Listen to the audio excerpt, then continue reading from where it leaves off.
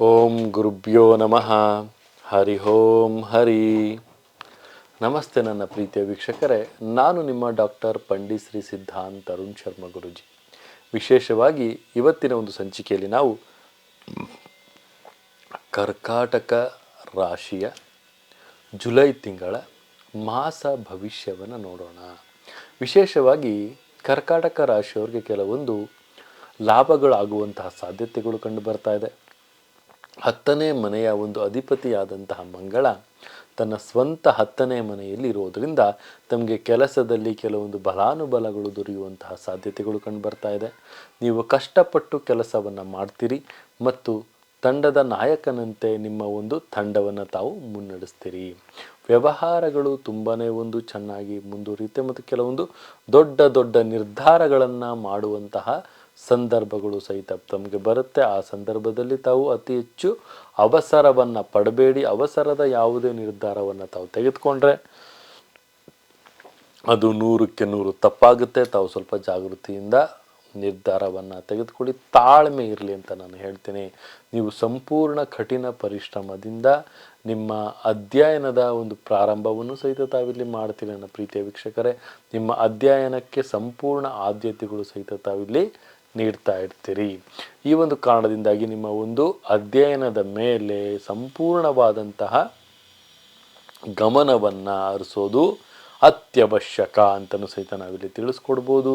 ಕೌಟುಂಬಿಕ ಜೀವನದ ವಿಚಾರದಲ್ಲಿ ಈ ಒಂದು ತಿಂಗಳು ತಮಗೆ ಸಂಪೂರ್ಣವಾಗಿ ಒಂದು ಅತಿ ಹೆಚ್ಚಾಗಿ ಬೆಳವಣಿಗೆಗಳು ಬರುವಂಥದ್ದು ಸಾಧನೆಗಳು ಬರ್ತಾ ಇರುತ್ತೆ. 10ನೇ ಮನೆಯಲ್ಲಿ ಕುಳಿತಿರುವಂಥ ಮಂಗಳದ ಗ್ರಹ 4ನೇ ಮನೆಯ ಮೇಲೆ ಈ ಒಂದು ತಿಂಗಳ ಪ್ರಭಾವವನ್ನು ಬೀರ್ತಾನೆ ಮತ್ತು ವಿಶೇಷವಾಗಿ 7ನೇ ಒಂದು ಅಂಶವನ್ನು ಹೊಂದಿರ್ತಾನೆ.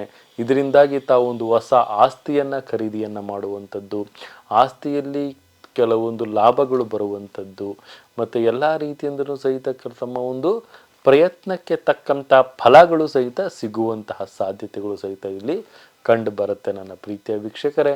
ಮತ್ತು ವಿಶೇಷವಾಗಿ ಕೆಲವೊಂದು ಪ್ರೀತಿಯ ಪ್ರೇಮದ ವಿಚಾರದಲ್ಲಿ ಕೆಲವೊಂದು ಅನಾನುಕೂಲಗಳಾಗುವಂತಹ ಸಾಧ್ಯತೆಗಳು ಸಹಿತ ಇಲ್ಲಿ ಕಂಡು ಬರ್ತಾ ಇದೆ.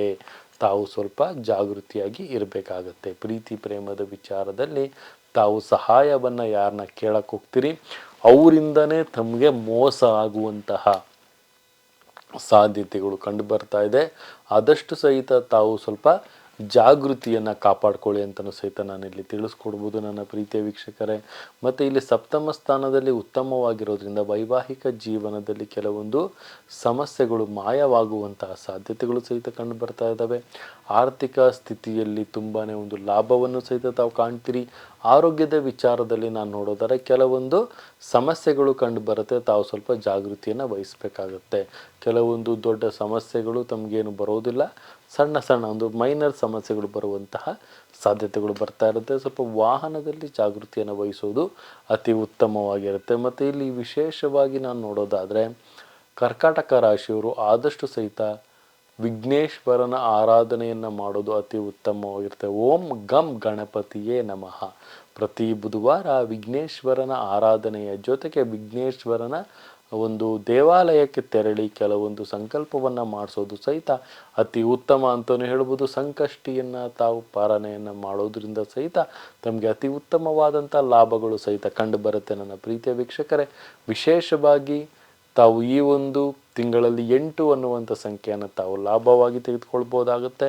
ಮತ್ತು ವಿಶೇಷವಾಗಿ ಯಾವುದೇ ಒಂದು ಕೆಲಸ ಕಾರ್ಯಗಳನ್ನು ಮಾಡಬೇಕಂದ್ರೆ ತಾವು ಬುಧವಾರ ಆಯ್ಕೆಯನ್ನು ಮಾಡಿಕೊಳ್ಳೋದು ಸಹಿತ ಕರ್ಕಾಟಕ ರಾಶಿಯವರಿಗೆ ಅತಿ ಹೆಚ್ಚಾದ ಒಂದು ಲಾಭವನ್ನು ಸಹಿತ ತಂದು ಕೊಡುತ್ತೆ ಅಂತಲೂ ಸಹಿತ ಹೇಳ್ಬೋದು ನನ್ನ ಪ್ರೀತಿಯ ವೀಕ್ಷಕರೇ. ಇದಾಗಿತ್ತು ಕರ್ಕಾಟಕ ರಾಶಿಯ ಮಾಸ ಭವಿಷ್ಯ.